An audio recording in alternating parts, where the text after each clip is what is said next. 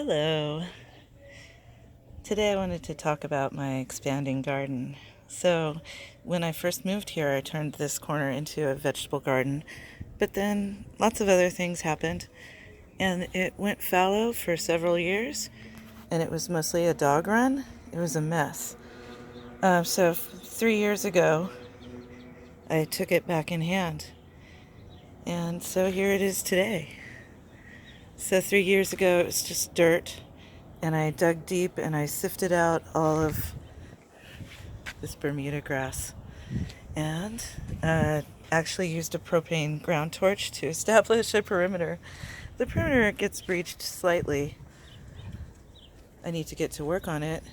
But that first year, I just had like this one 3-foot stripe cleared. And then the next year, I was able to plant the whole thing. Got not a pumpkin, it is a buttercup squash that's going to grow on over here into this trellis and across the wall. And then this midnight snack, cherry tomato. So beautiful. Look how tall it is. And it's mixed in with another buttercup. And then there's a pole bean mixed in there. It's hard to discern, but it's in there. And then there's a buttercup squash. And then these beans are supposed to be bush beans, but they are twining right on up. And this echinacea came back from the dead after I killed the slugs. And I've allowed these bulb set onions to go to seed. And I'm hoping they'll just self-seed where they stand. And at that time, I'll harvest them. Got some baby sweet basil. I have not been able to germinate that, so I bought it. This yarrow is supposed to be helping the health of the tomato, and I have no complaints. I'm probably going to plant these out today, and I'm going to give one to a friend. It's a Thornless Blackberry that I started from clippings back in the fall, and I knew this garden sage would take off once the heat hit. Got a leek bed here. I know they should be mounded or something, but I did plant a second batch in the gaps. They're getting almost tall enough that I can mount some rabbit litter over that. And that chard is like two and a half years old. I learned on the internet how to grow squash vertically. I'd never done that with bush squash. And so these, I believe, are zucchinis. They might be yellow courgettes, but pretty sure they're zucchinis. There's one starting to set. Pretty sure that's going to be a zucchini. Some okra. This is my first year growing okra. Hopefully I will convince my husband that it is tasty. I've enjoyed hot pickles made out of it. These are burgundy bush beans, and I've already harvested about a pound, maybe, off of those, just in a handful here and there. And I just staked those up and pruned off the bottom leaves because they were getting pretty long. These corns are just kind of randomly coming up on their own time, and so I will probably have to hand pollinate those. Hold on a sec. Okay, yeah, and these carrots also are the survivors. I had sown that entire patch, and those are the only ones that survived, and I'm going with it. Some more of that chard. The neighbor's dog is losing his shit. Then there's oregano. I've just cut off a lot of that. I have it drying. Now my dog wants to get in the mix. And then here, I think that this is a white acorn squash. And then another, why do I always forget? Buttercup. It's because I want to say butternut. And I think of it as a green pumpkin. It's actually a turban squash. But they look like tiny green pumpkins, and they're super sweet. Buttercup. And those are starts from seeds that I saved from last year's nursery start, and I got a bunch of seeds and sent them to friends, and I've got multiple Buttercup Squash planted throughout the property. So last time I only had one. This time I have 1, 2, 3 in this garden alone. So I think I'm going to have a lot of Buttercup Squash this year. Cross my fingers. Now these are more of those supposed bush beans that are twining on up this trellis. If I'm not mistaken, those are going to be the yellow wax beans.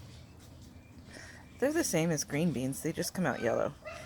And these are burgundy ones, like the others.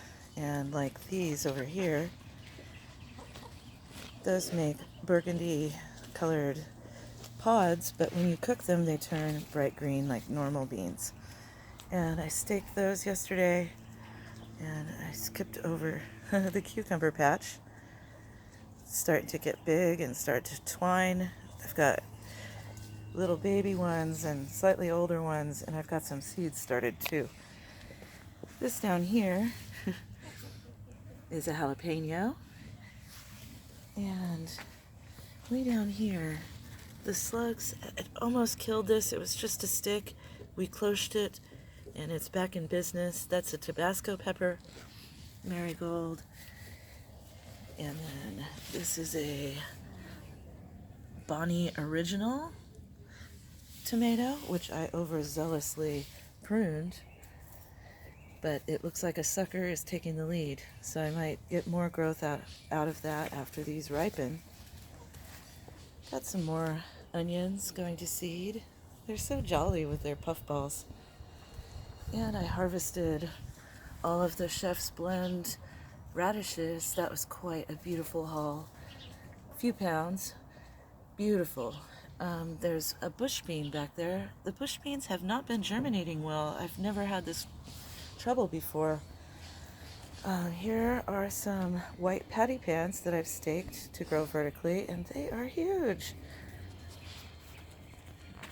I know there's a baby patty pan on there. Can you see? There she is. Okay, so that's the perimeter. And then this year I was like, I need a spot for a tomatillo. And so I just kind of, there was a rabbit hole my bunnies dug there, and I just stuck the tomatillo in. It's got some kind of black spot, and I think it's got flea beetles. I don't know. Plus, there's only one plant, so it's not germinating. I mean, it's not pollinating. I'm trying to propagate another one, but I don't know if a clone will cross-pollinate. And this black oil seed sunflower is just about done letting the seed heads form. And I'll start more of those, and I'll also feed them to the chickens. And then the other addition this year is this wattle bed. So hold on and I'll take you over there. I just never had enough room. So when we pruned the mulberry tree, there were a lot of sticks. So free building materials, wattle, and down here there's another basil, there's a garden salsa, there's a pole bean from the seeds I propagated the first year. Those are the best germinating ones compared to the purchased seeds. That's a Thai basil. I harvested a big fat lot of that, and we had a Thai basil chicken stir fry with some mushrooms that we grew up front. I'll show you those later. There's a golden cayenne pepper that went into that same stir fry, and this Cherokee purple.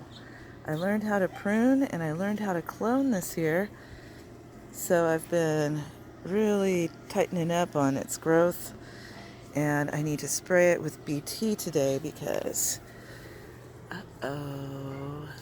that's a looper worm. I do not want to have the white cabbage looper worms infest my fruit. They turn it mushy.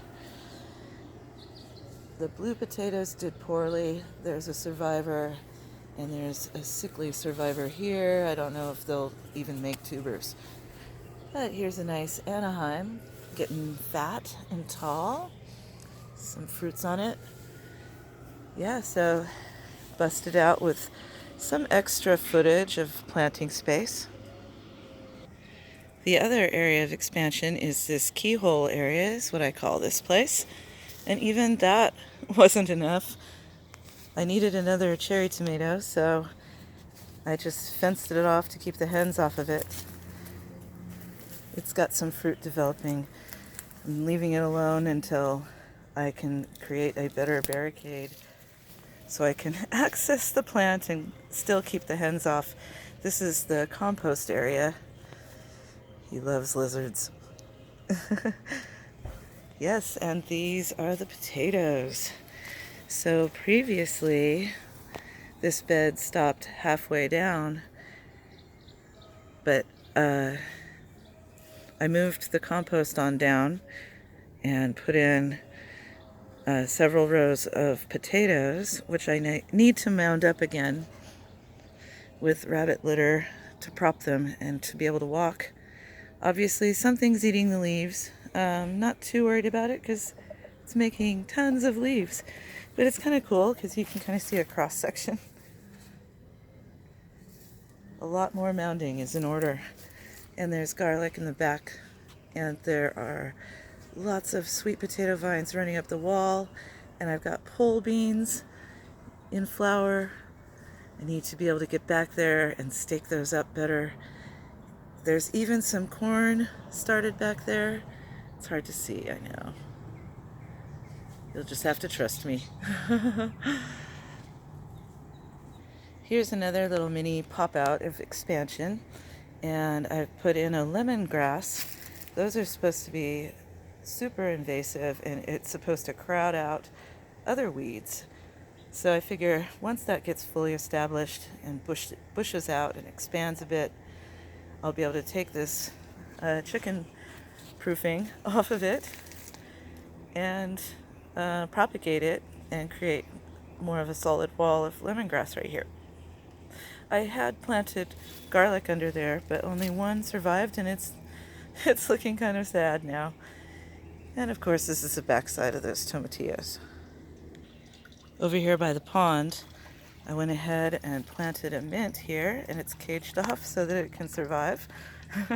Survive pecking and getting nibbled on by bunnies. And then I've been propagating borage all over the place, and I'm hoping to do that more. And then here are where blackberry starts come. And we've got our first fruit on the blackberries. They're planted in this water drainage from the aquaponics system. Yeah, so that's the expansion I've been able to do in the backyard. So up next will be a video showing how that's still not enough for me. I had to plant some more in the front yard. May all beings dwell in love, kindness, peace, and joy. Blessings to you.